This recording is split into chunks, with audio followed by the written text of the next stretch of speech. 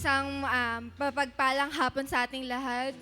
Muli, narito tayo upang sambahin at makinig sa ating sa salita ng Diyos ngayong araw na ito. Muli, in behalf of Jesus My Fortress Church, welcome ko po ang lahat na narito sa ating bahay-sambahan, maging sa ating live streaming.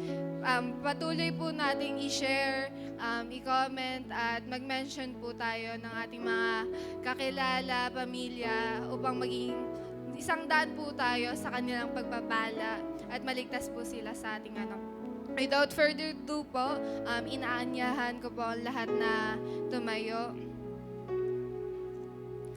Itaas po natin ang ating mga kamay. Huwag po nating ikahiya ang pagtataas ng kamay. Yes, Lord, oh God. Mga kabataan, pasalamatan natin ang ating Panginoong buhay. Yes, Lord, our God. Maraming salamat po, Panginoon, sa isang buong linggo, Panginoong, pagsama sa amin. Panginoon, patuloy mo pong samahan kami sa mga oras na ito. We welcome you, Lord God, in this place. We welcome you, Holy Spirit. Fill this with your presence, O Lord God, as we worship you, O Lord God, in this place. Inihiling po namin na ang iyong ngalan lamang, Panginoon, ang siyang may taas sa oras na ito. Lord, you must increase and I must decrease. And Lord, we hope, Lord God, na kami ang maging salt at light sa aming mga kababayan, Panginoon, sa aming pamilya. Kagaya ng pagiging salt at light mo, Panginoon, sa aming buhay, Panginoon. Maraming salamat po. Maraming salamat po, Panginoon. Ikaw po ang siyang mag-touch ng heart ng every youth po na narito at maging sa live streaming, Panginoon. Nasaan man po sila, Panginoon, ikaw po ang siyang gumabay. Maraming salamat po, Panginoon, sa araw na ito. In the mighty name of Jesus, everybody say, Amen. Tinatawagan ko po si Ate Jesseline para pangunahan tayo sa ating worship. Yes, Jesus. Let us continue to close our eyes once again. Let us lift our hands before the Lord. Let us open our hearts. Let us open our mind.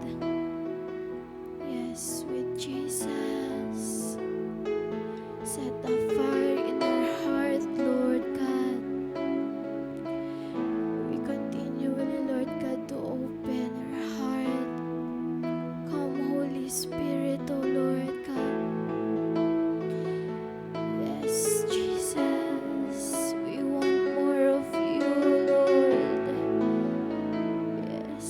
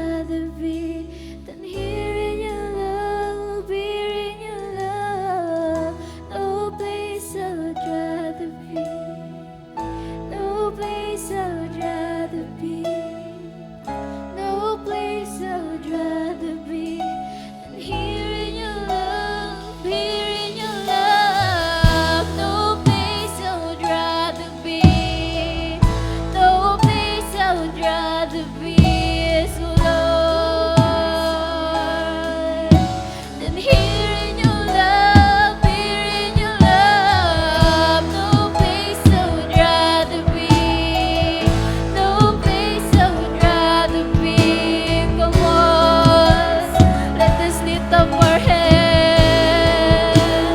Here in your love, no place I would rather be. No place I would rather be. No place I would rather be than here in your love, here in your love. Set a fire down in my soul that I can't contain, I can't control. I want more of you, God. I want more of you, God. Set a fire down in my soul that I can't contain. Yes, oh Lord, we want more of you today, oh Lord. I want more of you, God. Set a fire down in my soul that I can't contain, I can't control. I want more of you, God. I want more, I want more, I want more, I want more, I want more, I want more, I want more. Won't you put it out? I want more, I want more, I want more, I want more, I want more. Yes, oh Lord, put it out. Set a fire down in my soul that I can't contain, that I can't control. I want more of you, God. I want more of you, God. Yes, oh Lord God, I can't control. I want more of you, God.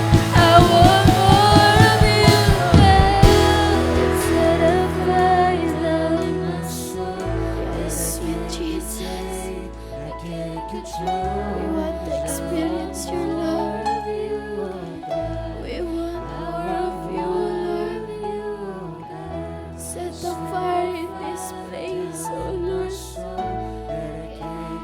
Set the fire in our heart, 'cause we want more of you, Lord. Allow us to open our heart. Yes, Lord, that I can't contain, I can't control. I want more of you, God. I want more of you, God.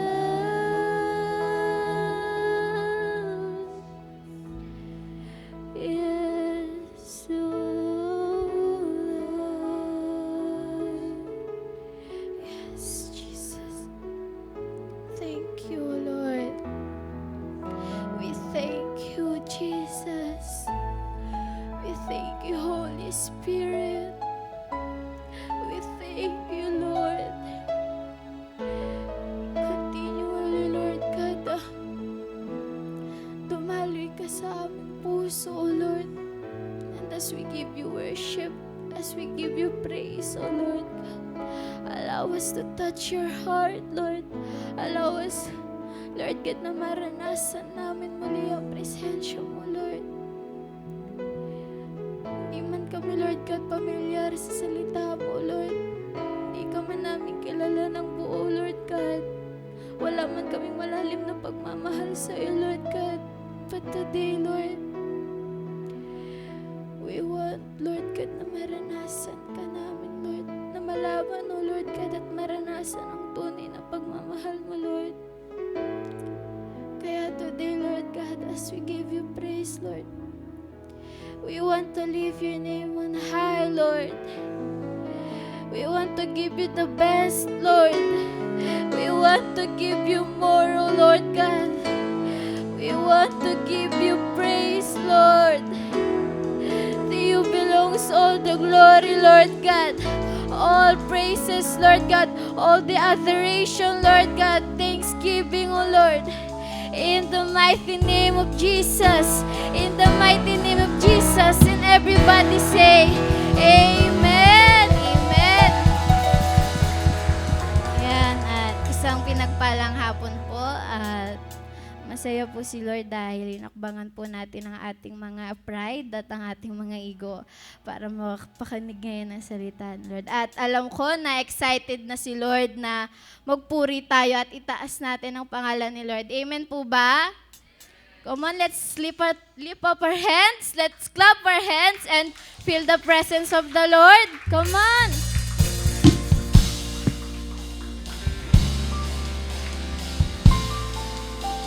Come on, let's jump. Let's clap our hands. Yes.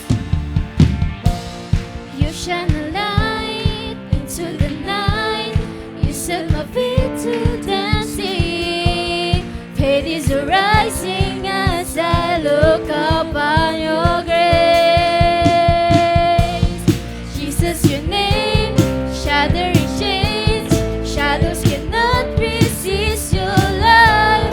Oh Lord, you raised my soul from ashes into life. Pour out your grace like a flood. You fill my life with greater glory. 'Cause your love is changing my heart.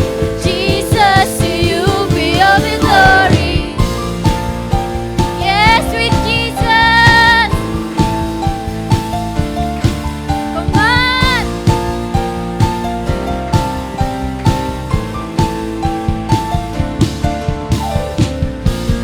Set me ablaze with passion and praise. Jesus, you destined me to reign. Your power's alive in me, has overcome the grave. Pour out your grace like a flood. You fill my life with greater glory. 'Cause your love changing my heart. Jesus, to you be all the glory. Wow. Let your name be lifted high. Whoa. Your grace has set my heart on fire. Whoa. Let your name be lifted high. Whoa. Your grace has set my heart on fire. Pour out your grace like a flood. You fill my life with greater glory. 'Cause your love's changing my heart. Jesus, to you be all the glory. Pour out your grace like a flood. You fill my life with greater glory. 'Cause your love is changing my heart. Jesus, to you be all the glory. Pour out. Yes, Lord.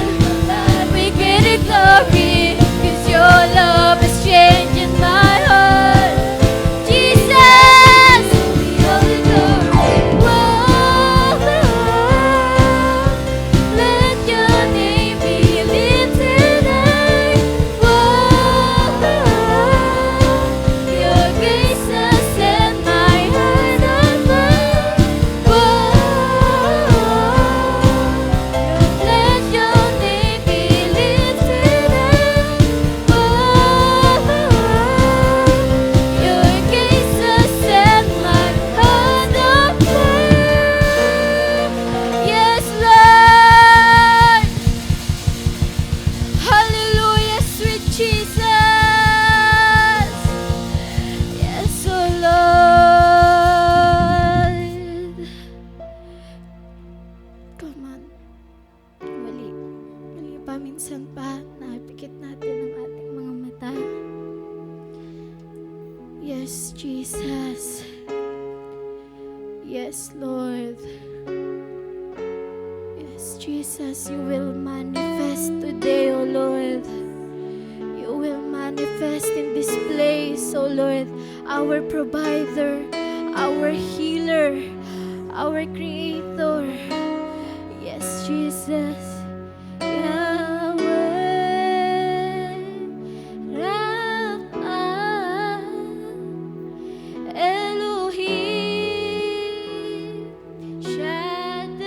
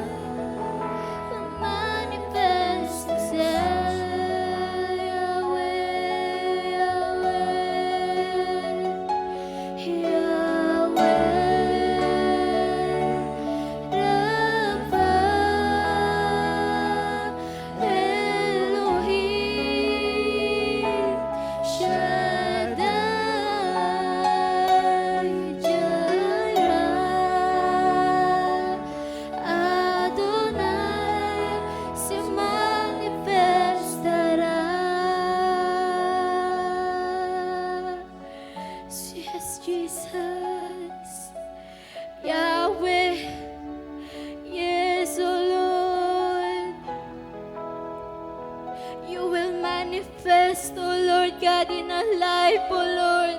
You will manifest, O Lord, in our family, O Lord. You will heal, O Lord God, lahat ng may sakit, O Lord God. You will heal, Lord God, lahat ng may cancer, O Lord God. Lahat ng may diabetes, O Lord God. Lahat, Lord God, na may kidney failure, you will heal them. Our Yahweh, our Adonai, our Creator. Yes, O Lord. We thank you, Lord God. Yes, O Lord. We thank you, Lord. We thank you for being our provider. We thank you for being our healer. Thank you for being our Creator.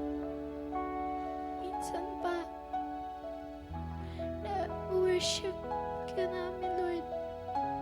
Na itaas namin ang pangalan mo sa simpleng bagay, O Lord. Yes, O Lord.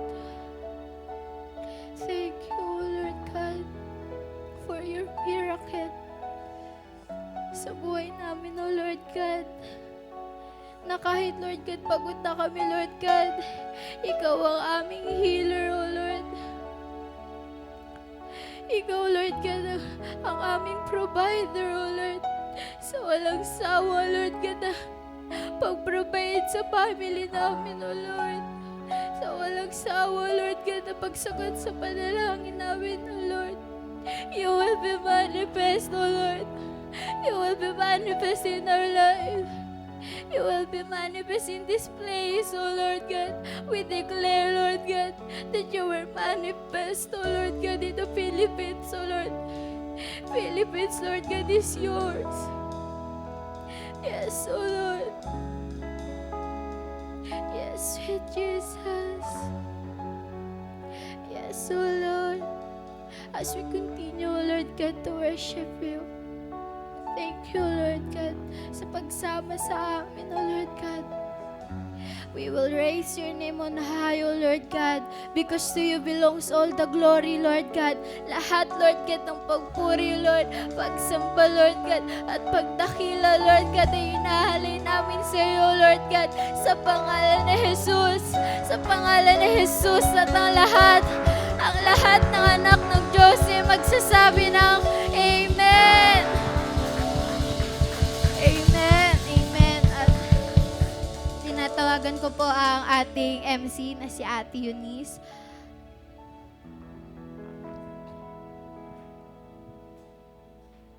Sige, at mag-ayos-ayos muna tayo at huminga ng malalim. So, habang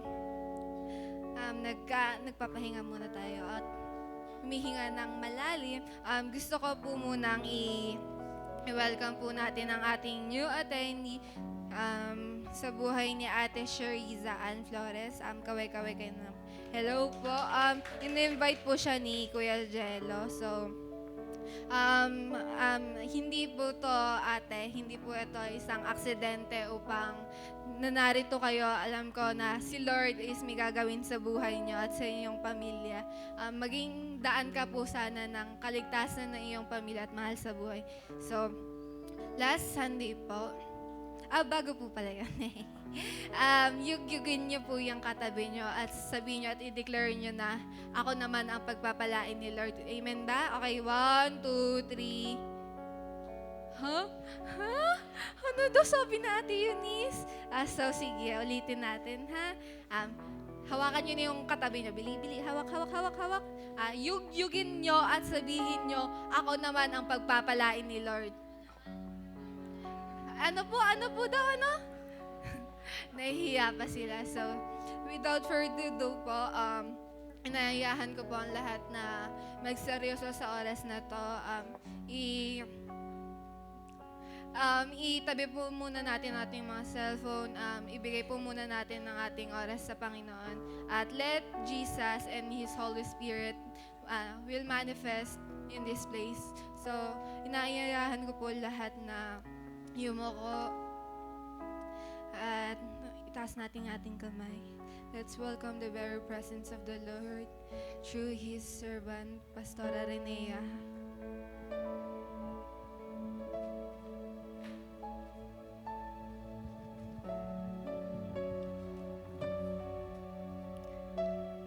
Sige, patuloy natin sambahin ng Panginoon. You are Yahweh, Lord God. You are Rapha, Lord. Ang Diyos ng bansang Israel. Na patuloy naming sinasamba sa kalagitnaan namin. We welcome you, Yahweh, in this place. You are the God that heals. You are the God that provides. We continually ask, Lord God, your presence, O Lord, in this place.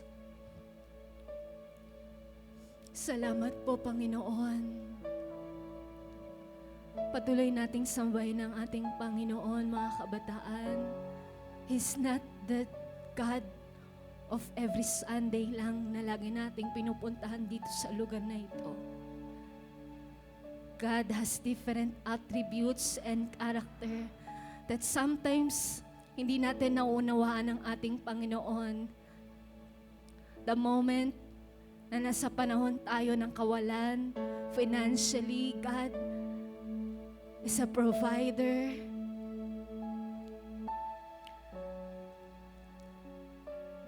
Sa panahong tayo ay may karamdaman, may sakit, He is the healer, God.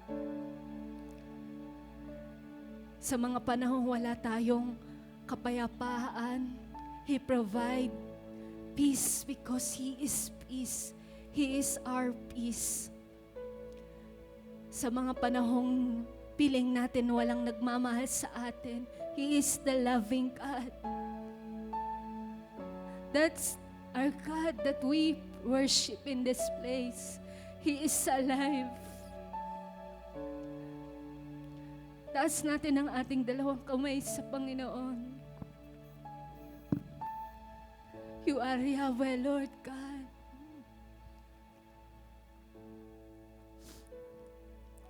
We declare, Lord, continually your characters, your attributes, Lord God, will manifest in this place, Lord God.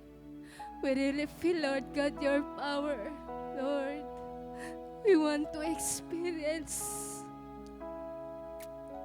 you, God, Lord.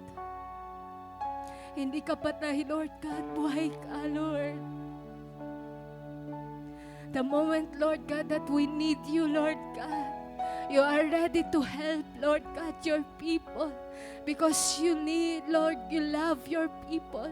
You love the young people. Mahal mo ang maraming tao, Lord God.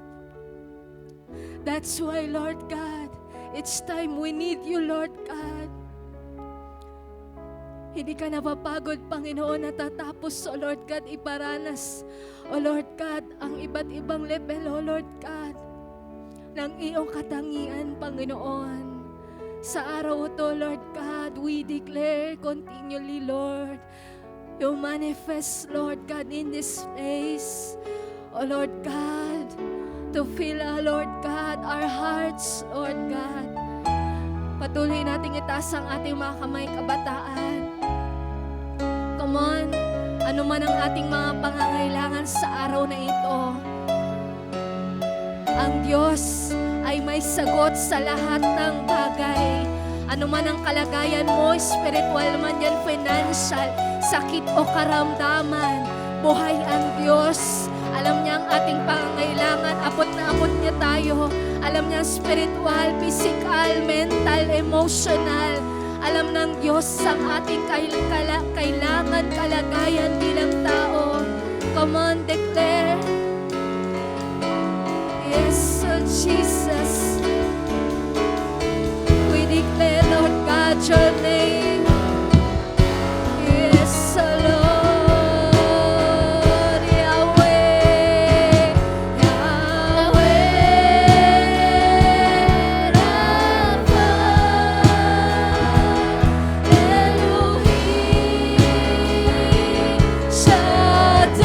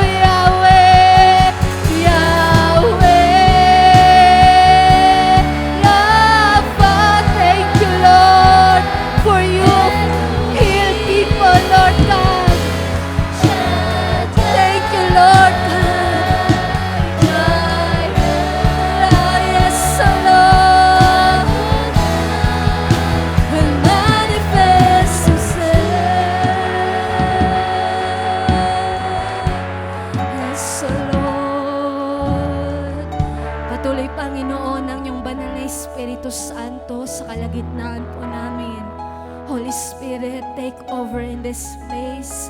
Take over in our lives. Malaya ka pong kumilos sa kalagitnaan po namin, Lord God. Wala po kaming magagawa, wala kaming mararanasan. Maliban na narito ka po, Lord God, sa lugar pong ito, Lord God. We ask you, Lord God, to take over in this place, O Lord God. Walang kabataan, Panginoon, ang aalis, Lord God, sa lugar na ito na walang naunawaan, O Lord God. Na wala kang tinouch, Lord God. Na walang nagbago sa aming mga puso't isip, Lord God. Sa araw pong ito, Lord God, kaisan mo ng iyong banal na Espiritu Santo ang aming buhay. We give you all the praises, our Master, Lord God. We love you, Lord, in the name of Jesus. And everybody say, Amen. Palakpakan natin ang ating Panginoon. Come on, malakas na palakpak sa ating Diyos na buhay. Amen. Salamat sa ating Panginoon, no? Hallelujah. At salamat, no, sa ating Diyos dahil sa araw na ito, grabe ang presence ng Lord. Alam nyo, mga kabataan, isa sa mga lagi nating ipinapaunawa sa bawat isa na ang Diyos na sinasamba natin ay hindi patay na Diyos. Siya ay buhay at hindi lang siya Panginoon natin tuwing araw ng linggo. Dahil maraming tao, naalala lang si Lord kapag sa mga panahong kagipitan, sa mga panahong maraming problema sa buhay, at every Sunday, dun lang naaalala ang Panginoon, dun lang nagkakaroon ng oras sa ating Diyos. Pero ang ating Panginoon, mga kabataan, ay hindi siya Panginoon lang tuwing araw ng linggo, kundi siya ang Panginoon natin araw-araw ng ating buhay. Amen? At hindi lang siya Savior o tagapagligtas. Isa nga sa bagay na aking talagang natutunan dito sa church, sa buhay ni Pastor Rudy, sa mga lingkod ng Diyos, ay yung iba't ibang karakter ng ating Panginoon. At katulad nga ng laging i-share dito na sa atin, sa mga kabataan, sa mga tao, hindi tayo nagbibigay ng isang relihiyon dito. Dahil ang tao, kasama ang sistema ng mundo, ay pagod na sa relihiyon. Dahil ang relihiyon, ang utos ng reliyon, ang pinapagawa sa atin nung tayo ay nandun pa sa ganung kalagayan, gawin mo to, gawin mo yan, dapat ganito ka. Hindi ganun ang nais ng ating Panginoon. Dahil ang gusto talaga ng ating Diyos ay tanggapin natin siya bilang ating Panginoon at tagapagligtas. At the moment na tinanggap mo ang ating Panginoon, doon magkakaroon ng tinatawag na relationship. Kaya yung pinaka-bottom line talaga at gusto ng ating Panginoon, disenyo ng Diyos sa atin, ay magkaroon tayo ng tinatawag na connection sa ating Diyos. At pagkatapos magkaroon ulit ikaw ng connection sa Lord, magkaroon tayo ng relasyon sa ating Panginoon, doon mo mararanasan yung personal Savior na tinanggap mo. Dahil maraming tao sa ating mga nakaraang buhay, sa old life natin, alam lang natin na ang Panginoon ay namatay para sa atin. He is the Savior, He is the Lord, but some other point and character ng ating Panginoon, attributes, katangian ng Diyos. Meron pang ibang bagay na madidiscover natin along the way ng journey natin sa paglilingkod at pagpapatuloy kay Lord. Diba? Kaya nga ang ganda nung kanta yung Yahweh, yung inaawit natin kanina, bakit? It describe yung attributes, character ng ating Panginoon na sometimes hindi natin napapansin. Marirealize mo lang na katulad nga nung ito ay, ang tawag doon, ito yung na-experience ko nung ako ay nagpapatuloy na sa Panginoon. Na the more pala na ikaw ay nagpapatuloy, the more mo makikilala si Lord. Na hindi lang siya, akala mo Lord and Savior na lang na namatay sa cross, nagbigay ng buhay para sa atin, para tayo magkaroon ng buhay na walang hanggan.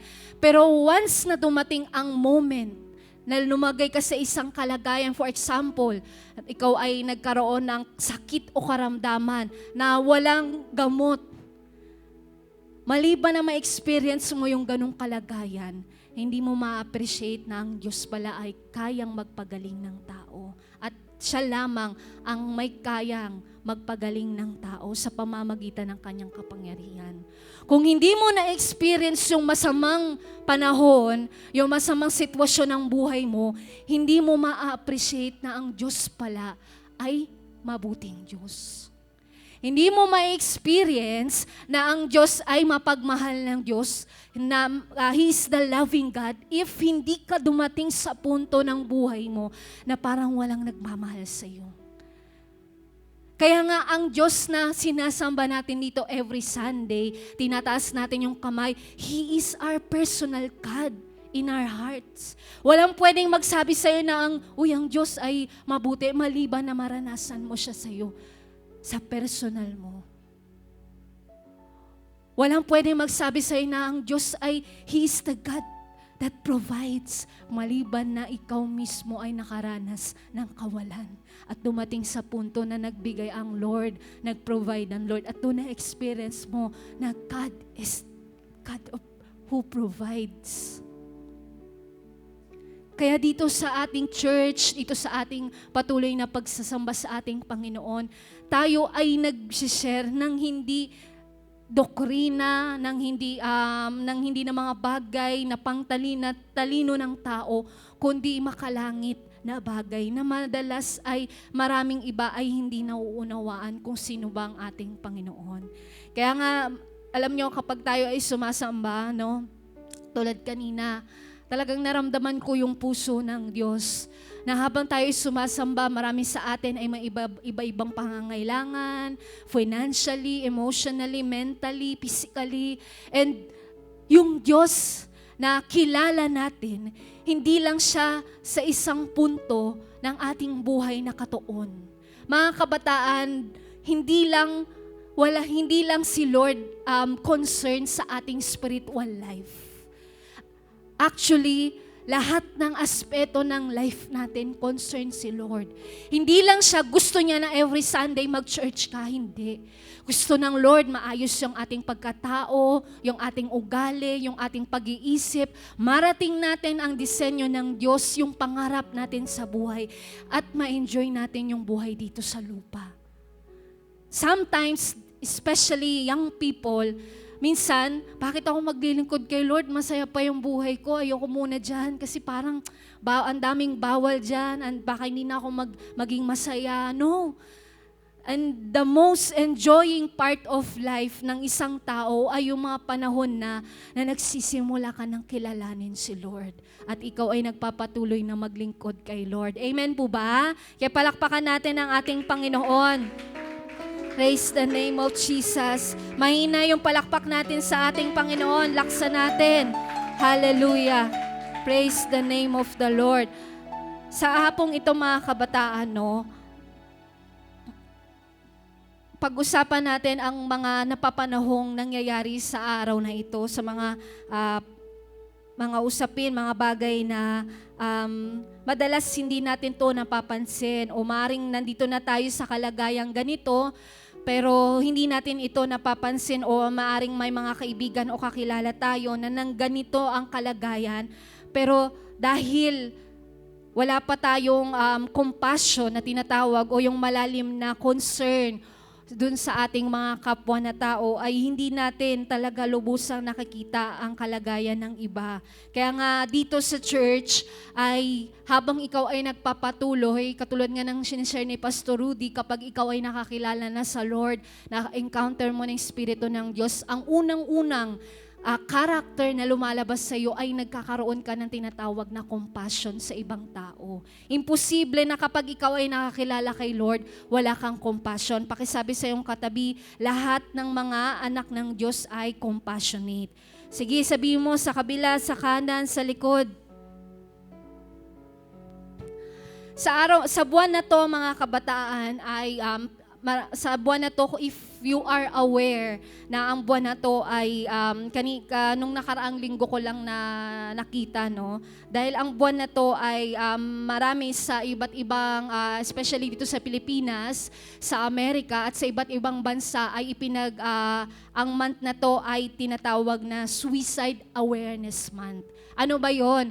Kung saan dito, alam naman natin at alam naman ninyo na marami sa atin, maging hindi lang sa bansang Pilipinas, kundi sa iba't ibang bansa ay maraming ganitong kaso na tinatawag na suicide o yung pagpapakamatay intentionally na patayin ang kanyang sarili sa pamamagitan ng iba't ibang uri ng paraan ng tao. Kaya nga dito, ito ngayong month is a Suicide Awareness Month, na kung saan ang gobyerno natin at iba't ibang bansa dito sa buong mundo ay meron silang layunin na ibukas ang mga platform na kung saan tulungan ang mga may ganitong uri ng mga thoughts, na mga ganitong kalagayan. Kaya alam nyo, mga kabataan, ano ba yung suicide? Ano ba yung pagpapakamatay?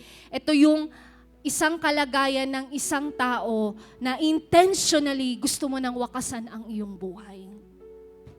At alam ko, I believe, marami tayong karanasan, marami tayong kakilala, mayroon tayong mga nabalitaan, meron tayong mga nabalitaan sa TV, sa radyo, sa mga social media, artista, mga kakilala natin, o may mga kamag-anak o mga kapitbahay na meron tayong nabalitaan na dumating sa ganitong kalagayan. Amen ba?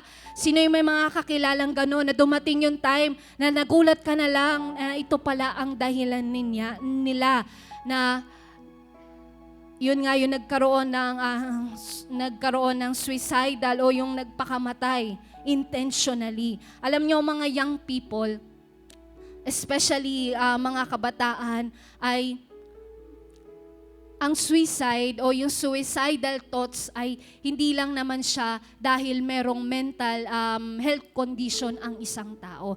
Bagamat yun talaga ang number one na nagiging common factor o reason kung bakit maraming tao ang gustong tapusin na ang buhay. Dahil nga yung number one is meron tinatawag na mental illness at kasama doon sa mental health condition na tinatawag doon ay depression.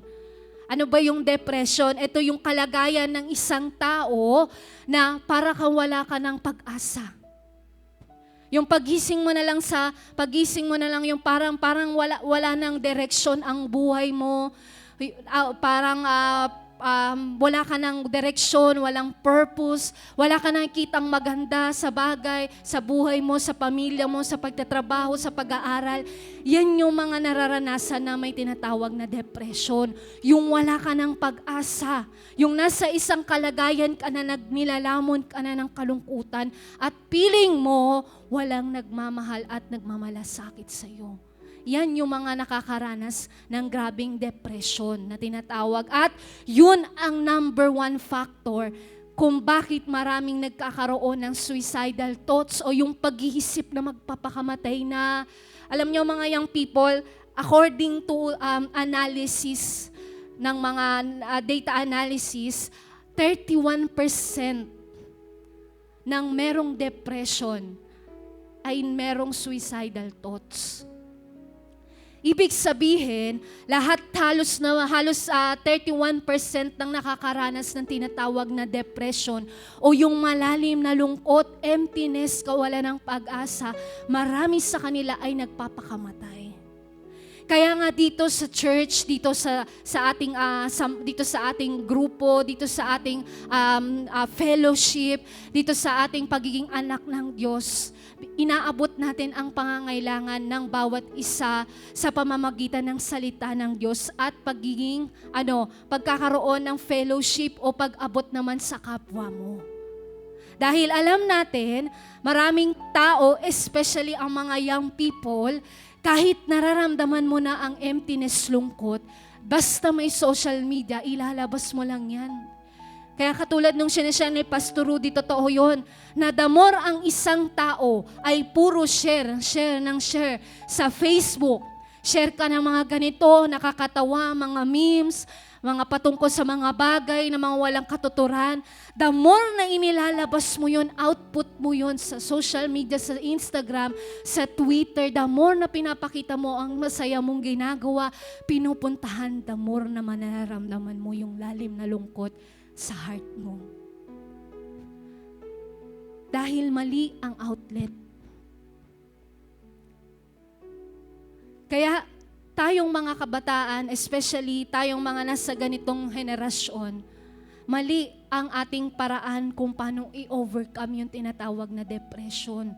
Mali yung way and tool natin para i-overcome yung lungkot o i-cure yung lungkot na nararamdaman na natin. Alam nyo mga young people, walang bagay, walang social media, walang tao, walang pera, o mga bagay na meron dito sa mundo ang kayang magsolusyon sa emptiness ng tao. Kahit siya ang pinakamaganda, pinakamatalino, pinakamayaman, at pinakamagaling sa mundo. Asahan mo dyan, lalo na kapag wala siyang relasyon kay Lord, malayo ang kanyang puso, darating pa rin ang time. Kapag mag-isa siya sa kwarto, malungkot siya, empty ang pakiramdam. Bakit? Dahil nakalimutan nating mga tao na hindi lang tayo physical. Meron tayong soul at meron din tayong spirit na yun ay nakakonekta dapat sa Diyos. Kaya the more na tayo ay puro physical lang, puro pagpapasaya, puro kain sa labas, punta dito. Bagamat mga kabataan ay gusto ng Diyos na i-enjoy natin ang buhay, mag-aral tayo, magtrabaho tayo, maging mayaman tayo. Amen ba? Magkaroon tayo ng bahay, sasakyan. Pero kung dun ka lang titingin sa isang bagay na aspeto ng life mo physically, pero yung iyong kaluluwa, the more na inaayos mo yung physical mo, the more naman lumalalim yung lungkot mo dahil nakalimutan mo na hindi ka lang pala body na physical. Meron ka ding soul, may spirit ka lang, din naman na kailangan kumukonekta sa Diyos. Yung physical mo, inaayos mo, pinapaganda mo, pinapaliguan mo, kumakain ka, 3 times a day, 5 times a day. Ang ganda ng physical mo. Pero alam nyo, young people, kapag hindi ayos ang iyong kaluluwa, hindi ayos ang iyong spiritual, magre-reflect yan sa iyong physical din. Kaya nga, itong tinatawag na itong suicidal, ito yung pagpapakamatay, isa lang sa mga dahilan ng mga ng ganitong uri ng kaisipan ay yung tinatawag na depression. Pero hindi lahat ng mga nagpapakamatay ay may depression. May iba sa kanila may mga traumatic experience, may mga iba sa kanila may tinatawag na yung social isolation o yung parang takot ka makipagsalimuha sa mga ibang tao. Meron naman yung na-experience na may mga chronic pain or illness, yung parang alam niya wala nang sagot dun sa karamdaman niya, kaya may mga ibang tao ay tinatapos na ang kanilang buhay. At meron naman na nabibigo sa buhay, yung meron silang fear of loss, yung parang takot ka na mag-fail. Kaya nag-iisip o nakakaranas ang mga tao na yon na tapusin na ang buhay nila. Kaya sa mundo, sa human language, dito sa mundo, ang term na yon ay depression o yung kawalan ng pag-asa. Yung kawalan ng kagalakan sa heart, yung kahit tumatawa ka, kita sa mata mo. Kaya nga kapag ikaw ay naging anak ng Diyos, especially nagbababad ka sa Word of God, kapag yung mga taong nasa paligid mo na, the more na ikaw ay lumalalim sa Panginoon, the more na nakikita mo ang maraming tao, mas nakikita mo na kung sinong totoong masaya sa hindi. Mas nakikita mo na sa mata kung totoo talagang itong bata na to, itong mama na to, itong kabataan na to, itong dalaga na to, binata na to, masaya ba talaga siya? Dahil makikita mo sa mata ang salamin ng iyong soul o yung kaluluwa mo, ay sa mata mo makikita kung totoo ko talagang masaya o hindi. Subukan mong tignan ang sarili mo sa salamin. Kahit di mo na nga tignan eh. Dahil walang pwedeng mandaya sa sarili mo maliban ikaw lang. Pero hindi mo madadaya ang Diyos. Kung anong kalagayan mo, alam ng Diyos kung sino ka at ano na ang kalagayan mo. So sa mundo, sa human language, ang kawalan ng pag-asa, pagkakaroon ng emptiness, kalungkutan, walang kagalakan sa puso, masaya lang pag nasa barkada, kaibigan, ang tawag doon ay depression. Pero sa atin, mga kabataan, sa spiritual, bilang anak ng Diyos, ang tawag doon ay soul sickness. Yung merong sakit at karamdaman yung iyong kaluluwa na hindi siya kayang gamutin ng medisina physically. Hindi siya kayang gamutin ng kung sinong mama o papa mo o kung sinong mga mahal mo sa buhay. Tanging ang Diyos lang ang may kakayahan na gumamot nung tinatawag na soul sickness. Alam nyo ba mga kabataan na lahat ng bagay, bago mangyari into physical, ay nangyari na sa spiritual. Bigyan ko kayo ng mga kabataan na bago nagkasakit ang katawan ng tao, bago siya naka-experience ng lungkot, depression, suicidal thoughts, bago siya naka-experience ng grabing lungkot, sa spiritual, na muna nagsimula ang lahat. Ibig sabihin, lahat ng bagay nagsisimula sa spiritual. Kaya nga kung halimbawa, meron kang gustong lutasin, meron kang isang kabataan na nakakaranas ng ganitong kalagayan, depression, may suicidal thoughts, may mga traumatic experience, grabe yung social isolation niya sa mga tao, bago mo yun ma-resolve, ng kung sino mang tao ang gagamitin sa atin, kailangan muna mauna maayos ang spiritual natin bilang tao. Dahil bago nagkasakit ang katawan ng tao, nagkasakit muna siya sa kanyang kaluluwa. Kaya maraming karamdaman, sakit, maraming mga bagay na condition ng tao, mentally, emotionally, hindi nare-resolve ng tao. Bakit? Dahil maraming sakit ngayon ang na-experience ng tao ay hindi dahil talaga physically sakit yun, kundi nagsimula talaga yun spiritually. Kaya lumabas na lang, nag-manifest na lang physically. Kaya kung gusto mo talagang maka-experience ng grabing healing, doon sa pagkakaroon mo ng soul sickness, yung grabing mga na-experience mo, ano ba yung soul sickness? Kung yung mga panahon nung ikaw ay bata pa, ikaw ay binubugbog ng iyong mga magulang, nagkaroon ka ng galit, hinanakit, tampo sa iyong puso, nandiyan pa rin yan. Naaalala mo pa rin yung mga traumatic experience mo sa mga taong nanghiya sa'yo.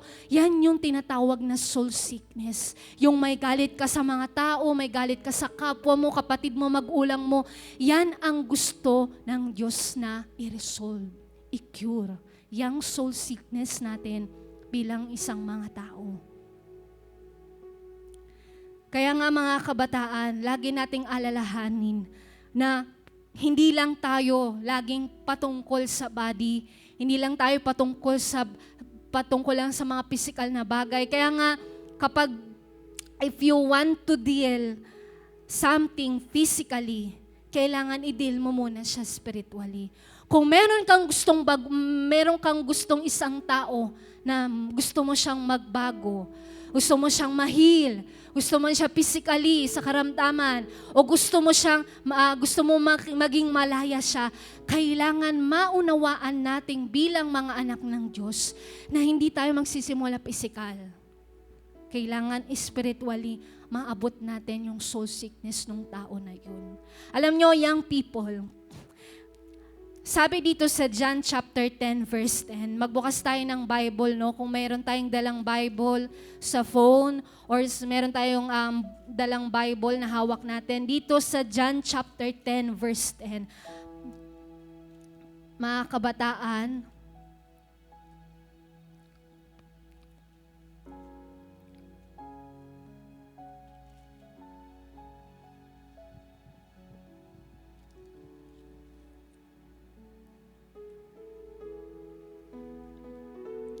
Ang sabi dito, dumarating ang magnanakaw para lamang magnakaw, pumatay at manira.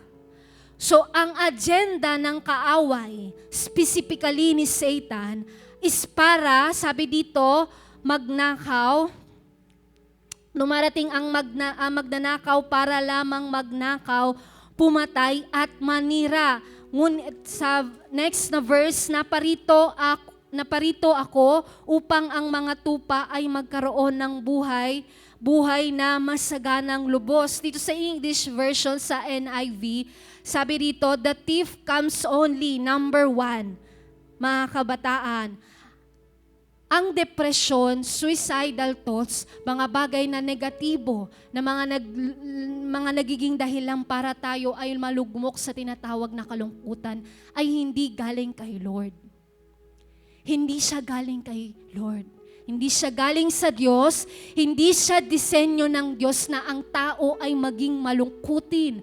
Pakisabi sa iyong katabi, hindi disenyo ng Diyos na maging malungkot ka. Hindi disenyo ng Diyos na ang isang tao ay malugmok sa tinatawag na kalungkutan o emptiness. Disenyo ng Diyos, ang sabi dito sa next verse, I have come that they may have life and have it to the full. Doon sa King James Version, sabi dito, I am come that they might have life and that they might have it more abundantly. Magkaroon tayo ng masaganang buhay. Dito sa Message Version, ang ganda dito, sabi dito, a thief is only there to steal, kill, and destroy. Sabi ng Lord, I came so they can have real and eternal life, more and better life than they ever dream of.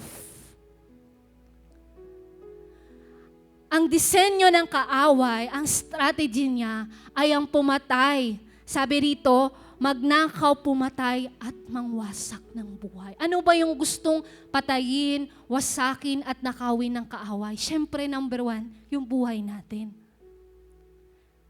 Kaya nga itong mga ganyong bagay, yung mga suicidal thoughts, yung mga ganyang senaryo ng life natin, yung mga na-experience na nagiging dahilan para maging malungkot ang isang tao, ay isang paraan ni Satan, ang kaaway, para hindi natin maranasan ang abundant life dito sa lupa.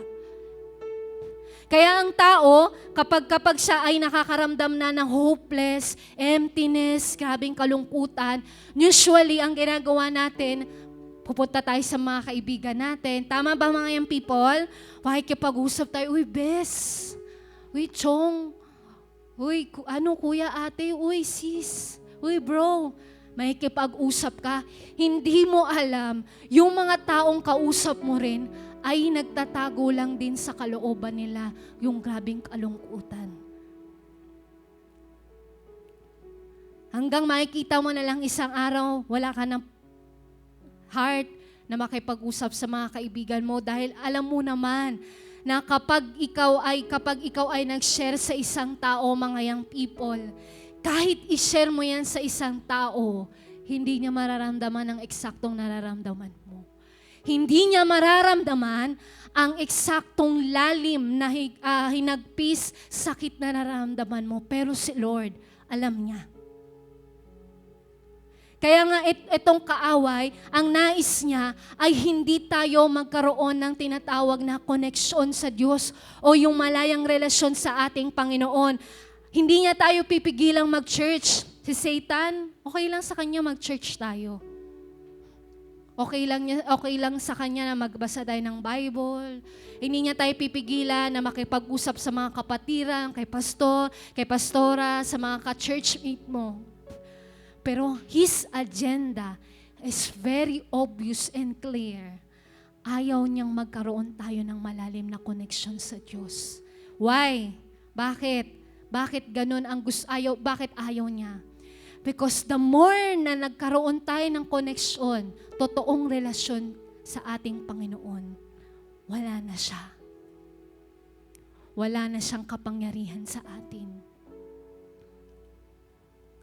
Kaya mga kabataan, lagi nating alalahanin na sa habang nagpapatuloy tayo sa ating Panginoon, ang pinaka-bottom line dito kung bakit tayo gustong lumago, bakit lagi tayong nakakarinig ng Word of God every Sunday, bakit gano'n na lang yung heart ng mga lingkod ng Diyos na ibahagi ang puso ng ating Panginoon, ay upang sa gano'n, patuloy nating maunawaan ang kalagayan at identity natin sa harapan ng ating Panginoon.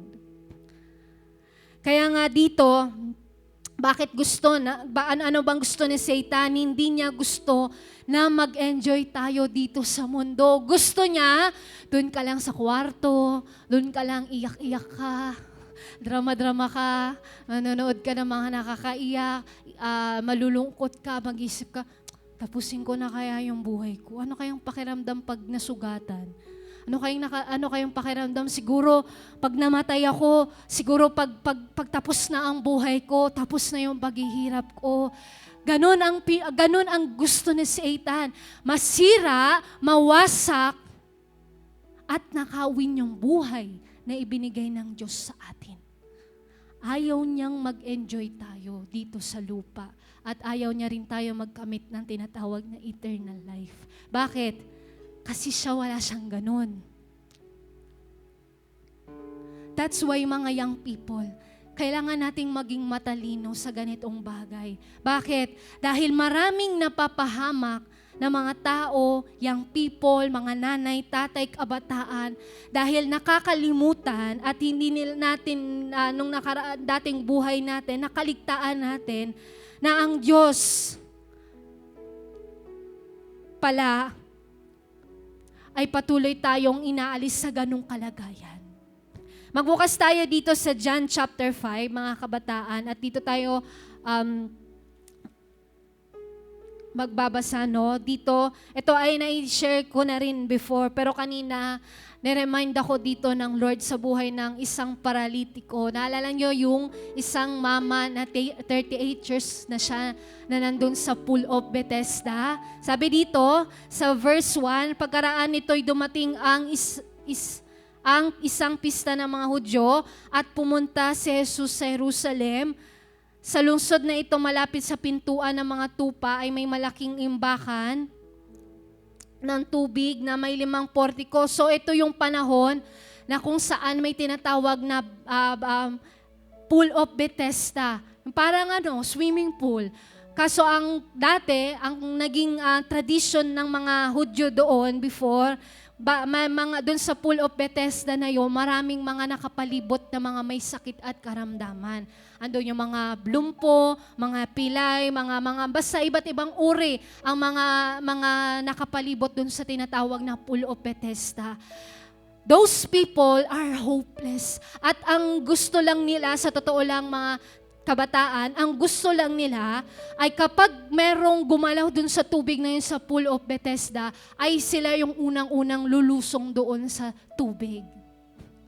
At isang araw, etong mamang pinag-uusapan natin na lalaki, ay nandoon siya for how many years? 38 years na siya na nandun siya na nakapalibot sa pool of Bethesda. Araw-araw, sa isang taon, isang beses lang mangyari yung naging kaugalian na ng mga Hudyo na kapag meron daw kumaukaw na anghel doon, ay kung sinong unang lulusong, yun ang gagaling. Sa isang buong taon, isang beses lang yun mangyari. Etong mama na to, na siya ay paralisado, yung kanyang buong akalahating katawan ay paralisado, dumating ang time, pinuntahan siya ni Jesus Christ dun sa pool of Bethesda. For how many years? 38 years siya na paralyzed, hopeless, wala na siyang pag-asa kung gagaling ba siya.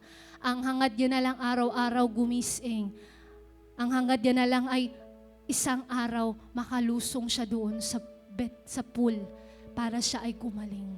Wala na siyang pag-asa. Imagine niyo, 38 years nag-aantay siya doon sa pool of Bethesda na merong isa man lamang may compassionate na tao man lang ang maglulusong sa kanya o magdadala sa kanya doon sa may pool, sa may tubig para siya ay gumaling.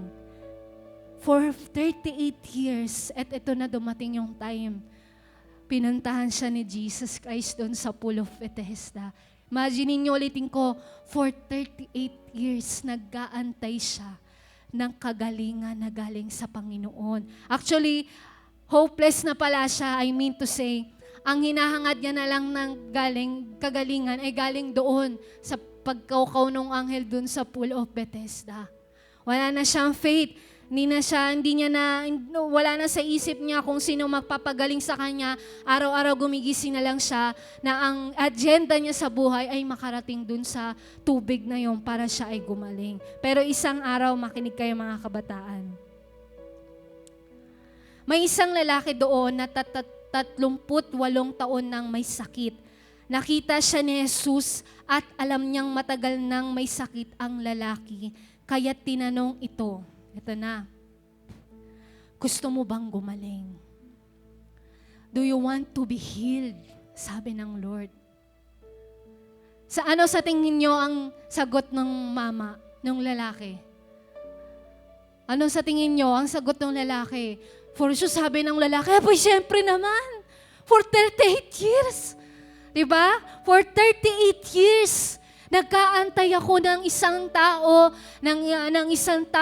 na maglulusong sa akin doon sa pool para ako ay gumaling. For 38 years. At dumating ang Lord intentionally, kinausap niya yung mama na yun. At sabi niya doon sa mama na yun, do you want to be healed? Gusto mo bang gumaling? Sabi dito ng lalaki, Ginoo, with full of hopelessness, wala na kasi siyang pag-asa. Sino ba maglulusong sa kanya doon? Paano siya makakarating doon sa pool?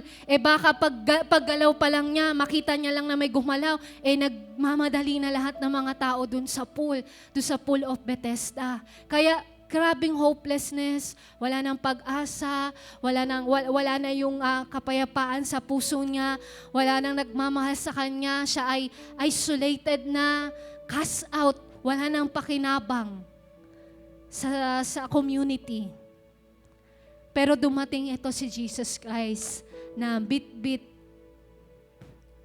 yung puso ng pagiging malasakit. Sabi dito ng may sakit, Ginoo, wala pong maglulusong sa akin kapag gumalaw na ang tubig. Papunta pa lamang ako, may nauuna na sa akin. I believe, habang sinasabi nito nung lalaki kay Jesus Christ, nung sinabi ng Lord, do you want to be healed? Siguro sabi ng lalaki, umiiyak siguro yung lalaki.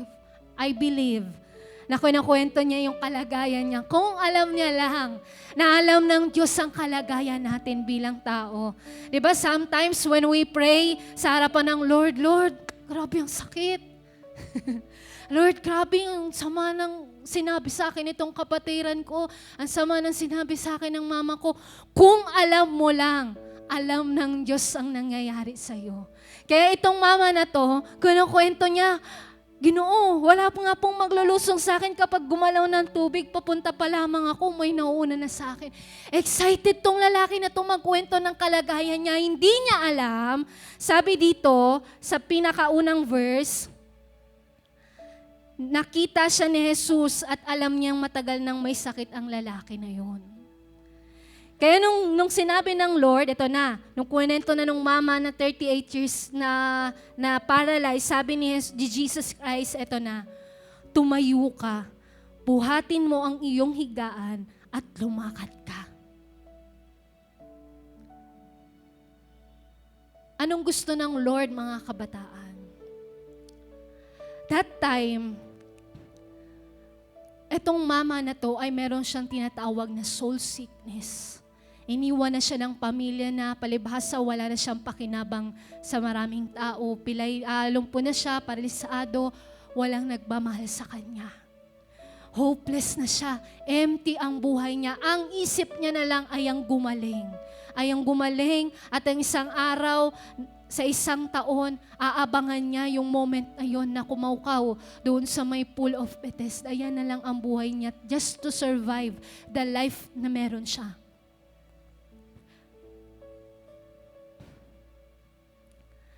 Ito naman, nung pumasok na, dumating na yung time na after nung 38 years old, 38 years after, dumating ang Lord. Ang unang-unang sinabi ng Lord, anong sinabi ng Lord? Hindi tinanong ng Lord pagdating niya doon sa mama, oh, kamusta ka na? Di ba? Wala eh. Anong sabi ng Lord? Do you want to be healed? Do you want to be healed? Gusto mo bang gumaling? Dahil alam ng Diyos na ang gusto talaga ang alam ng Diyos na ang pinakasakit talaga ng tao na yon ay hindi yung kanyang physical na kalagayan. Ang gusto talaga abutin ng Lord doon yung kanyang kaluluwa. Na grabe ang emptiness ng mama na yon for how many 38 years, walang nagmamalasakit sa kanya. Walang, for sure, habang nagtatakbuhan sila every year, baka habang tumatakbo siya, yung kanyang paralyzed na katawan, habang tumatakbo doon, natatapakan siya, wala nagmamalasakit sa kanya. And ito na, dumating si Lord, do you want to be healed? Hindi yung physical ang gustong pagalingin ng Lord. Bagamat yun talagang agenda ng ating Panginoon. Pero gusto ng Lord, abutin yung mama na yun. Yung soul sickness, galit, hinanakit, tampo. Sakit niya sa kanyang kaluluwa ay yun ang unang pinagaling ng Diyos. Kaya nga nung after nung marinig nung mama na yun ng 38 years na paralitiko, bigla siya nag-share. Sabi niya, wala nga pong mawala sakit po sa akin dito. Diba?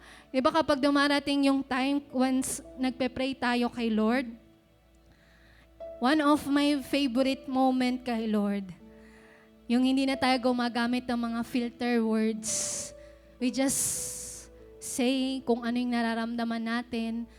Lord, malungkot po ako. Lord, hindi po ako masaya.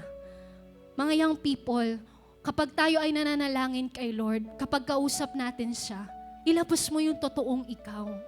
Parang ito, tong mama na to, tilabas niya talaga yung totoo, excited siyang gumaling eh. Shinare niya kaagad kung ano yung na-experience niya, nararamdaman niya. Kaya nung sinabi ng Lord na tumayo ka, buhatin mo ang iyong higaan at lumakad ka. Na-restore na yung spiritual na kalagayan ng tao na to. Lumabas. Yung pagiging empty ng tao na yun, nagkaroon ng bagong pag-asa. Nagkaroon ng kagalakan. Nung narinig niya ang Panginoon, biglang nabuhay yung kanyang spiritual life. Nagkaroon ng pag-asa. Kaya nung after nung sabihin ng Lord na tumayo ka, buhatin mo ang iyong higaan, nagbigay ng instruction ng ating Panginoon, tayo. Pagkatapos magkaroon ng connection ulit yung mama na yun kay Jesus Christ, nagbigay ang Lord ng instruction na tumayo siya. Tayo, buhatin mo yung higaan at lumakad ka. Nooy di gumaling ang lalaki at binuhat ang kanyang higaan at lumakad. Wow. Diba? Imagine ninyo, kung tayong mga tao na nakakaramdam ng grabing emptiness, grabing lungkot, grabing mga kawalan ng pag-asa, grabing feeling unloved, ay naghahanap tayo ng temporary actually ng solusyon. Punta tayo sa kaibigan, punta tayo sa ating mga mahal sa buhay, punta tayo sa bisyo, punta tayo sa video games, mobile games, punta tayo sa mga ganitong mga bagay, social media. Yan ang mga temporary solusyon lang natin. Pero mga kabataan, itong gusto kong sabihin sa inyo. Pagamat we do not disregard medicine, science para ma-resolve yung physical sickness. Pero mga kabataan, the more na ikaw ay lumalayo sa Lord, the more na lumalalim ang lungkot mo sa puso. The more na nag-o-oppose ka, ibig sabihin sinasalungat mo yung plano ng Diyos para sa'yo, the more na hindi mo mauunawaan kung anong purpose ng buhay mo na meron ka. Kung bakit nalulungkot tayong mga tao, dahil wala tayong direksyon at hindi natin maunawaan kung ano talagang dahilan kung bakit tayo nabuhay. Remember, hindi ka nabuhay dahil lang mag-aral. Hindi ka nabuhay dahil ikaw ay magtatrabaho. Hindi ka nabuhay dahil mag-aasawa ka. Hindi ka lang nabuhay dahil magkakaroon ka ng anak, pamilya. Hindi. Nabuhay ka para sa Diyos at merong plano ang Diyos para sa iyo.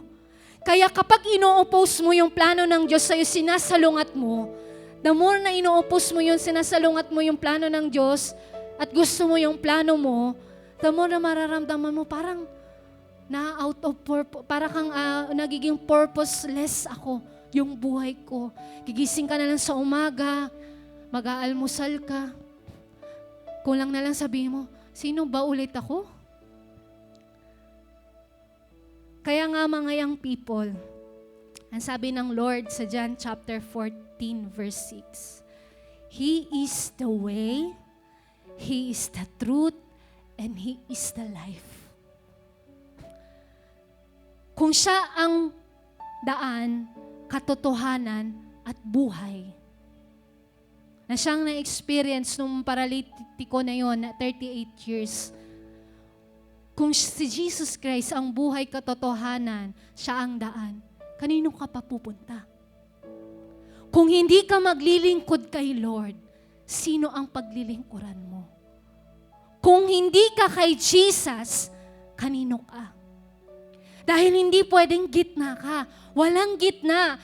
Kung langit ka, langit. Kung impyerno ka, impyerno. Walang gitna. Kaya lagi nating maunawaan mga kabataan na why we share gospel, why we share Jesus. Bakit ba tayo naglalaan ng oras intentionally dito? We don't build religion, young people. We don't build organization. We don't build doctrine. Hindi tayo nagbe-build dito ng kung anumang bagay na gusto ng tao. Ang gusto lang ng Lord, magkaroon tayo ng connection, relasyon sa Kanya. Alam nyo, nung na-restore yung soul nung 38 years na nagparalitiko, nung na-restore yung relationship niya, faith was restored, hope restored. Yung hope, peace, love, maging ang physical na katawan niya, na-restore ng Lord. Ganun kasi, kapag na-restore na yung iyong soul, nawala na yung soul sickness mo, unti-unti nare-restore na lahat ng bagay sa buhay mo. Yung dating wala kang pakialam sa kapwa mo, nare-restore na yung relationship mo sa tao. Yung dating wala kang pagmamahal, nagkakaroon ka na ng pagmamahal sa kapwa mo, sa mga magulang mo, sa pamilya mo. Yung dating matatakotin na tao, nare-restore ng Lord, nilalagyan niya, pinapalitan, binabago niya, inaayos niya, nilalagyan niya ng isang pusong nagmamahal. Yung dating lagi ka na lang malungkutin, feeling empty, pinapalitan ng Lord, nire-restore ng Lord na full of hope. Once na-restore ang soul ng isang tao, ang kanyang spirito, unti-unti nare-restore lahat ng bagay sa kanya. Kaya nung na-restore yung lalaki na yon, yung layman na yon, yung paralitiko na yon, na-restore yung kanyang connection kay Lord, tuwang-tuwa, I'm sure. I believe, nung na-restore yung kanyang physical na katawan, for sure tumatalon yung mama na yon. Imagine niyo, for 38 years, hindi siya since birth na tawag doon na paralitiko, kundi 38 years siya for mahaba na rin yung panahon na yon. And then intentionally, binisita siya ng Lord, tapos pinagaling siya ng ating Panginoon. Nirestore yung kanya, yung dating tao na outcast, walang pag-asa, puro mga self-pity ang nararanasan, kaawaan sa sarili. For sure, I'm sure, 101%, itong mama na to nagtatatalon-talon at idinedeklara ang pangalan ng ating Panginoong Yesus. Because na-restore ang connection niya kay Lord, kay Jesus Christ, sa Messiah, sa tagapagligtas, na-restore na din yung buhay na gusto ng Diyos para sa Kanya. Hindi gusto ng Lord na tayo ay malungkot. Hindi gusto ng Lord na kawawain natin ang ating sarili. Young people, hindi gusto ng Lord na tayo ay magkasakit. Hindi gusto ng Diyos at hindi kay Lord galing ang karamdaman at sakit. Gusto niya, sabi niya dito, sa John chapter 10, I have come that we people have life abundantly. Masaganang buhay ang plano ng Diyos para sa atin. Kaya sa araw na to, mga young people, let's continue declare the name of the Lord. Nasa kalagayan ka ba na parang ang grabe yung lungkot mo sa puso mo? Grabe yung soul sickness na meron ka sa heart mo? O kaya may kakilala kang mga tao na nakikita mo sa mata nila, grabe yung lalim na lungkot, bagamat tumatawa sila, nakikipagtawanan, barkada doon, barkada dito. O kaya, huwag ka nang lumabas doon pa lang sa pamilya mo. Nalalaman mo ba, nadedefine mo ba na ang mama mo, papa mo ay may soul sickness? Na hindi nila ipinapakita ang grabing lungkot sa puso nila, pero meron sila doon sa loob nila na grabing lalim, lungkot. Kaya may mga karamdaman silang na-experience, hindi dahil physically na una na nagkaroon sila ng karamdaman, kundi nagsimula yun sa kanilang spiritual na kalagayan. Nasa kalagitnaan ka ba ng grabing kalungkutan? Hindi ka na masaya, nasa kaibigan ka, hindi ka masaya, nasandong ka sa mga barkada mo, hindi ka masaya, nasa social media ka, maghapong ka kaka-cellphone, pagpunta mo pa rin sa kwarto, matutulog ka na lang, nilalamon ka ng kalungkutan, nandun ka ba sa ganung kalagayan? Okay naman ang pag-aaral mo, may mama at papa ka na, may kaya ka, may pera ka, pero katulad ng sinishare ni Pastor Rudy, malalaman mo lang kung totoo ka talagang masaya sa mga panahong nag-iisa ka. Tayong lahat ay umukot, pumikip.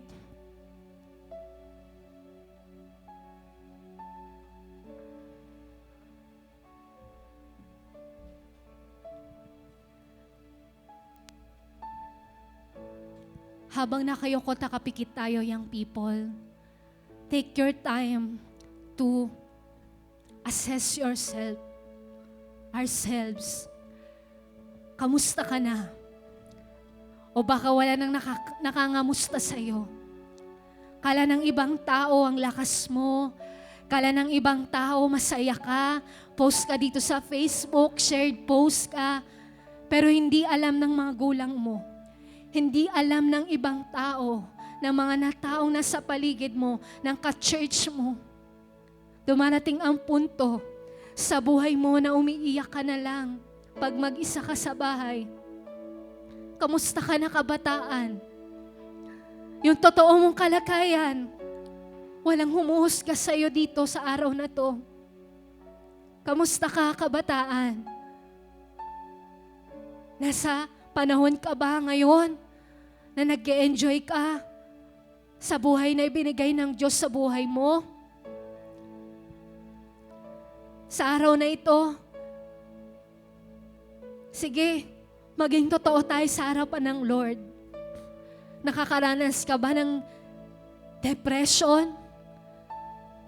May time na parang nawawalan ka na ng pag-asa sa buhay mo. Parang hindi ka na nagbabago.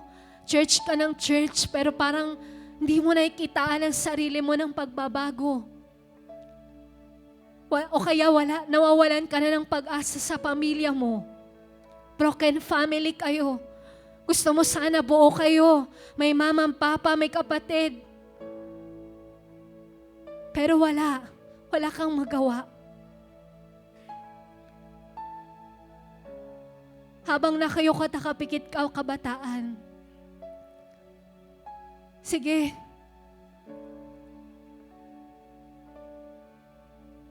harapin natin si Lord ng totoo. Sabi ng Lord, gusto niya tayong bigyan ng totoong buhay. Hindi gusto ng Lord na magkaroon tayo ng fake na buhay. Yung nagpapanggap na masaya pero hindi ka naman talaga masaya. Habang nakayukot, nakapikit ka, Aminin mo ang kalagayan mo kay Lord.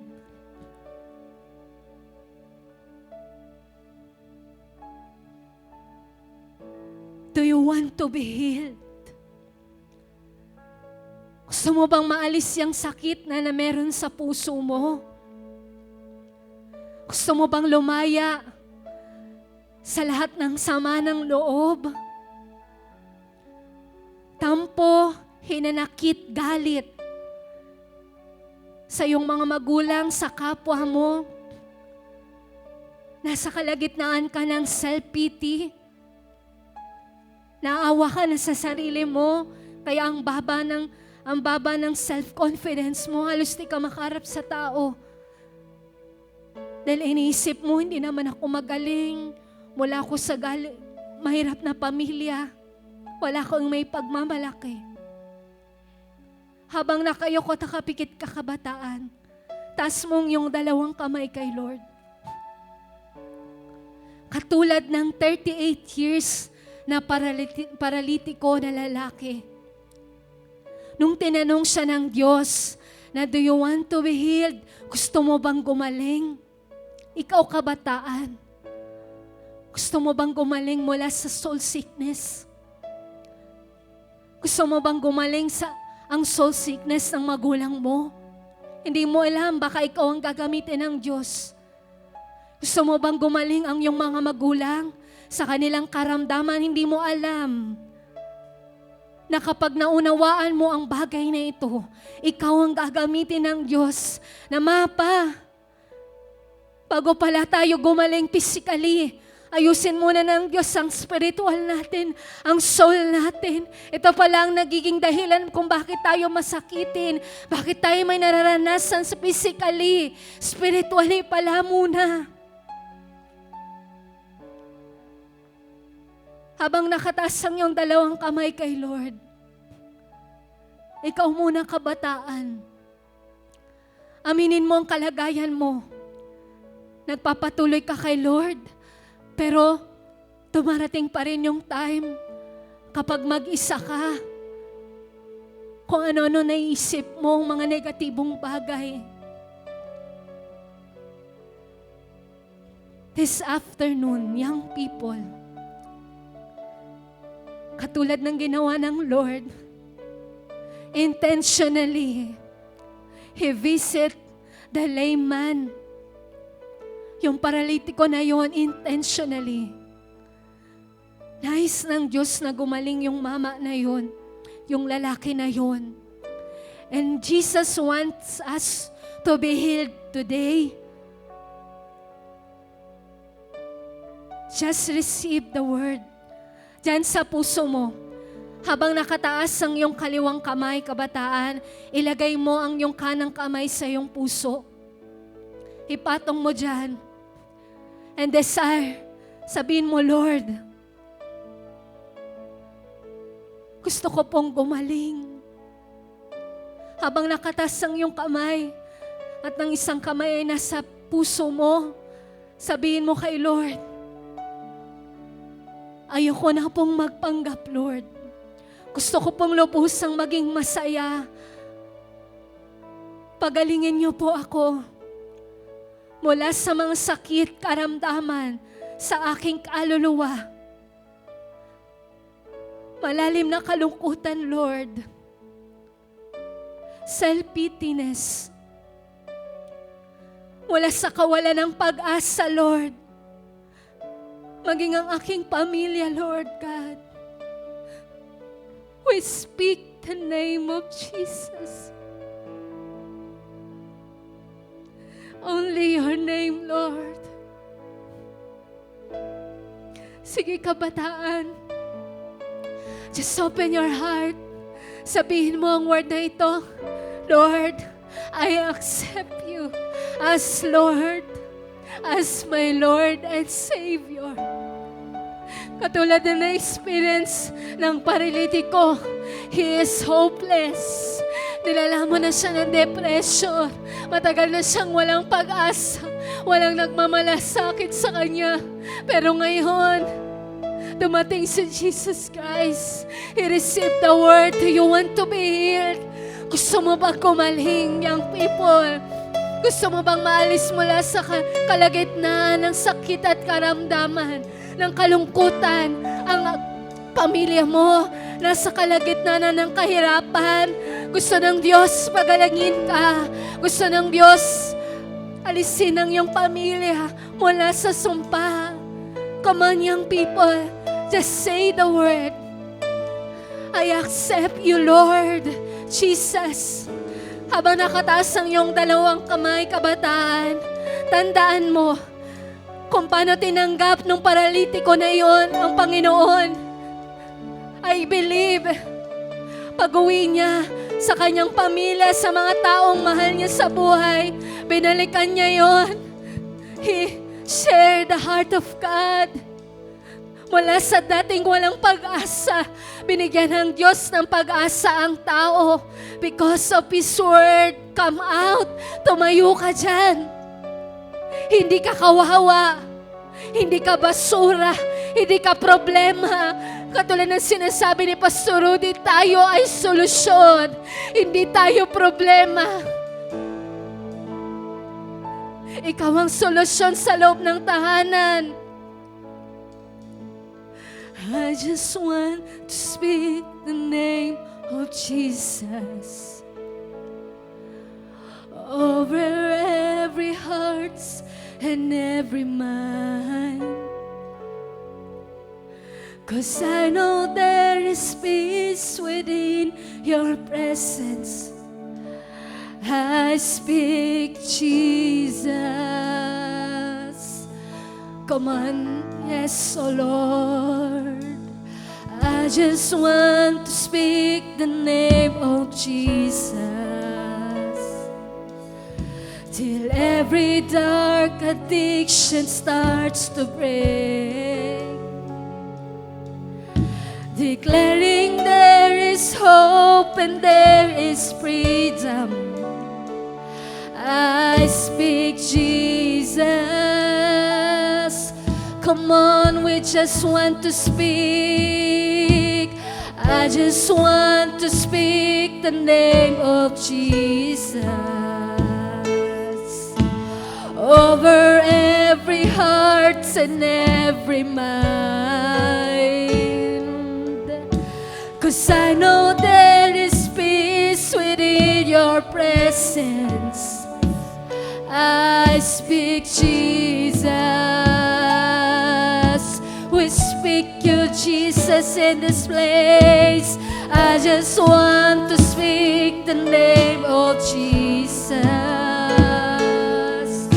till every dark addiction starts to break, declaring there is hope and there is freedom. I speak Jesus. 'Cause your name, tayong lahat ay tumayo kang power. Your name is healing. Your name is life. Come on, declare. Break every stronghold. Shine through the shadows. Burn like a fire. 'Cause your name is power.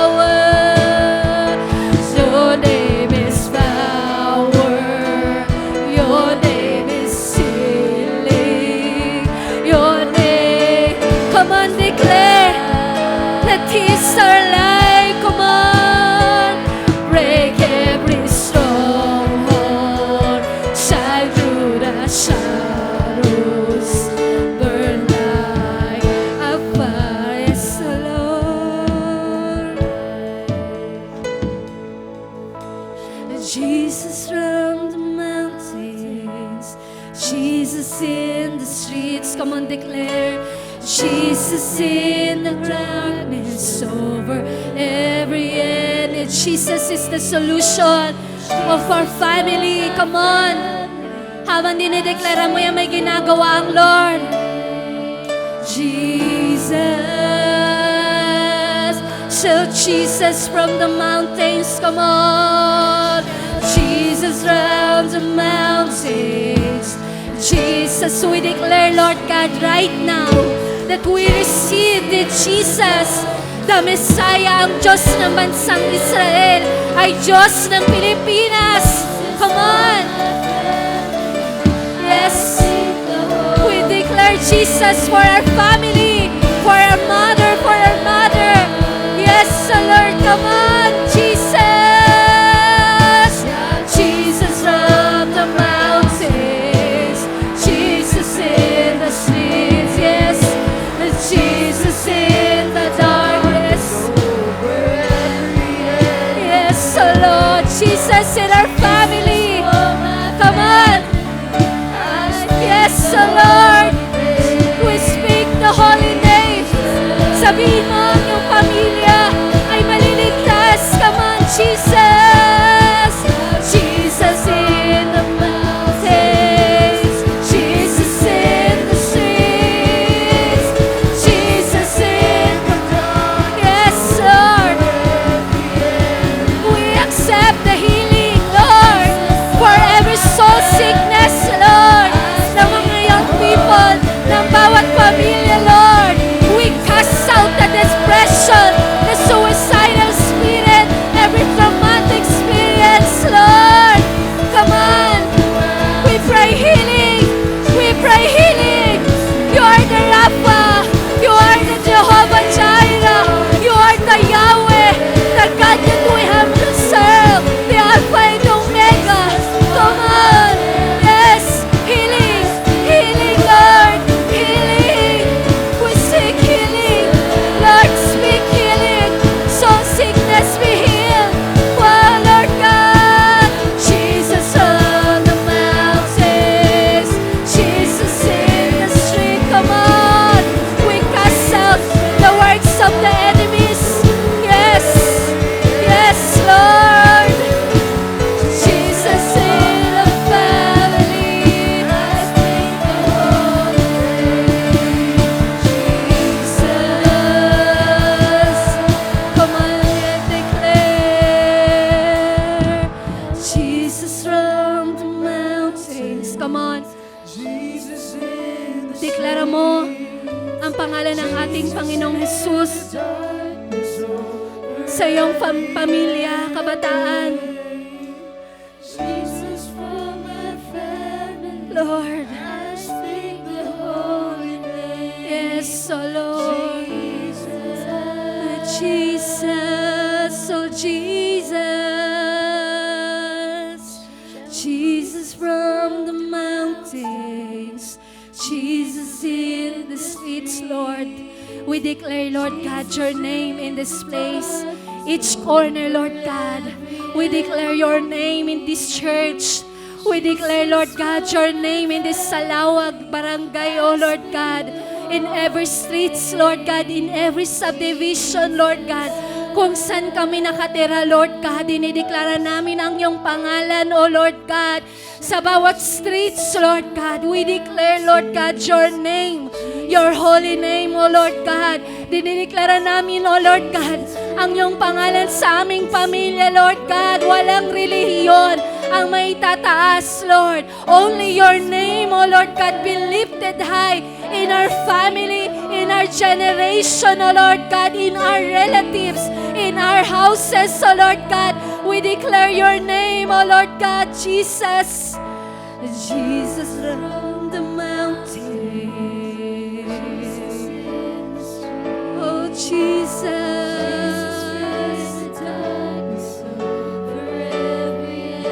Yes, oh Lord. Yes, Jesus. Yes, oh Lord.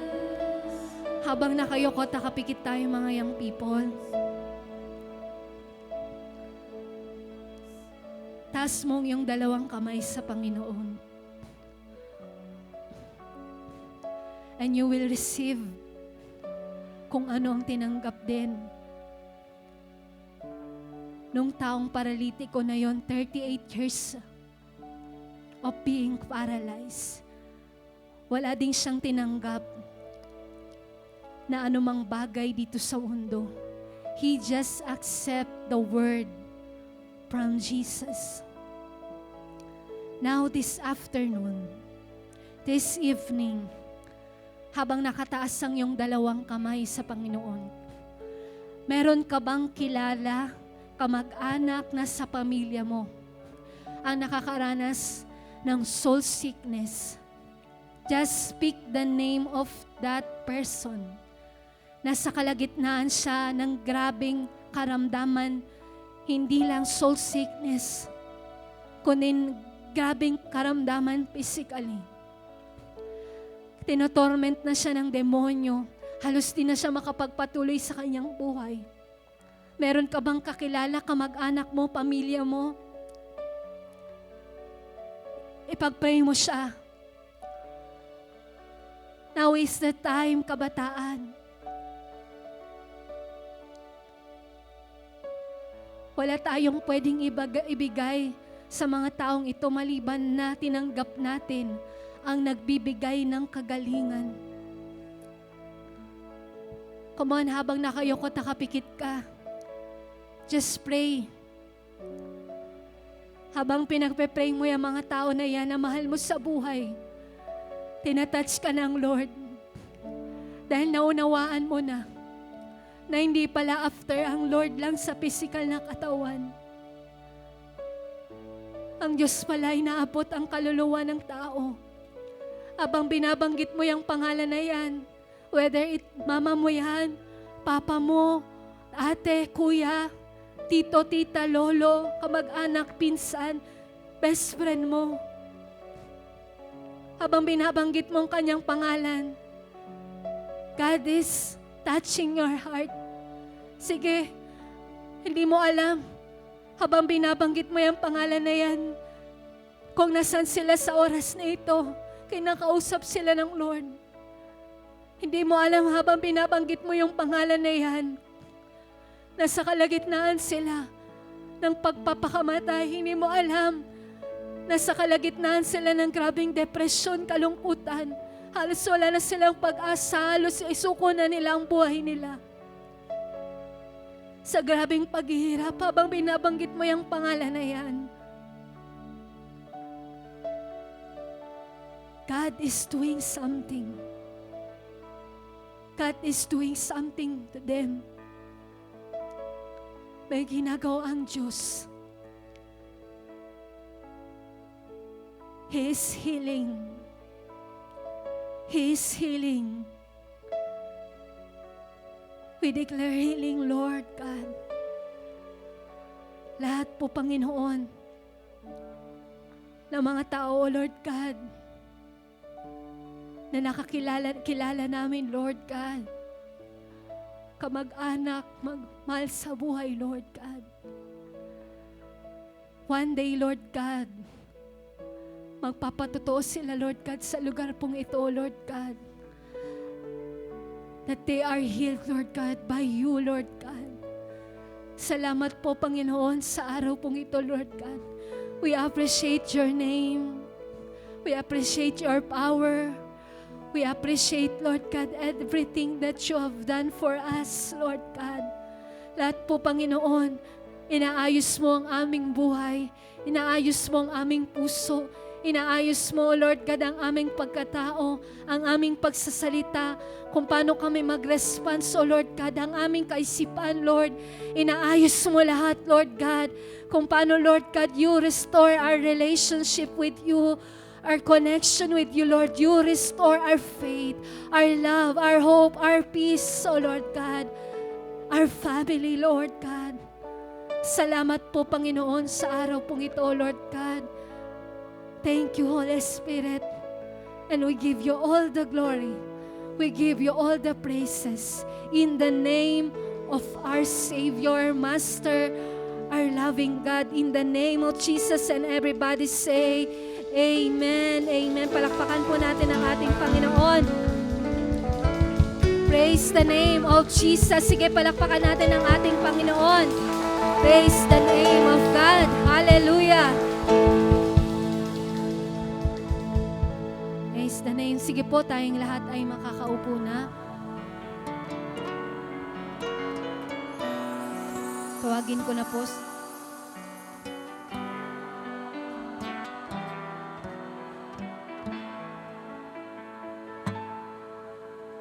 Kaluwalhatian mo ang tangi kong hinaangad. Ang presensya mo ang laging kinauuhawan. Pagmamahal mo ang laging nararanasan. Panginoong ikaw ang lagi kong inaasam.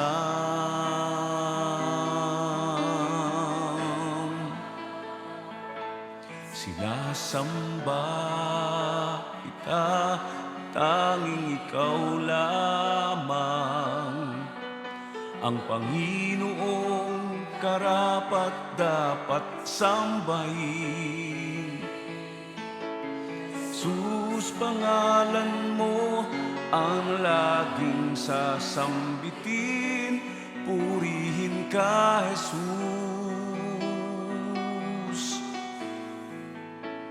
Ikaw ay purihin.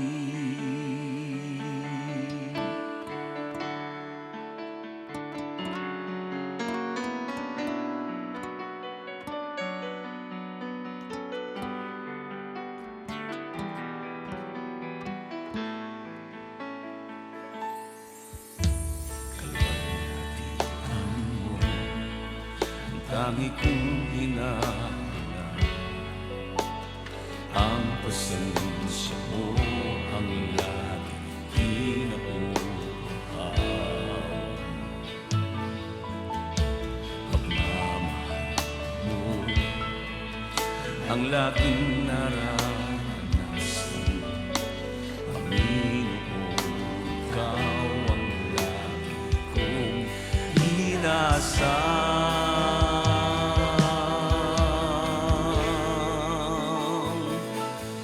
Sinasamba kita, tanging ikaw lamang ang Panginoong karapat-dapat sambahin.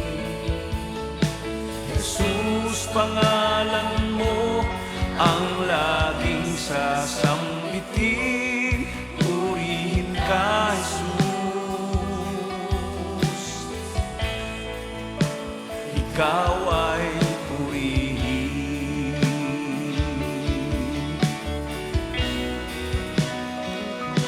Sinasamba kita, tanging ikaw lamang ang Panginoong karapat-dapat sambahin.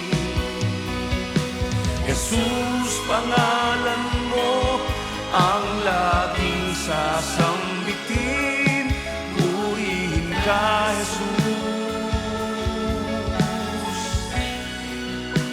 Ikaw ay purihin.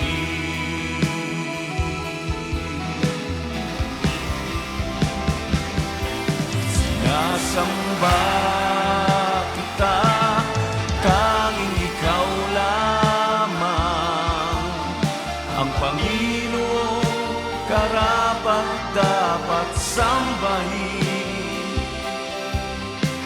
Jesus, pangalan mo ang laging sasambitin. Purihin ka, Jesus. Ikaw ay purihin.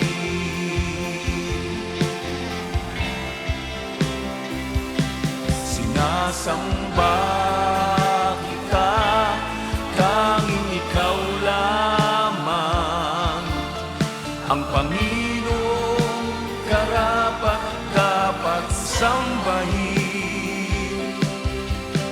Jesus, pangalan mo ang laging sasambitin.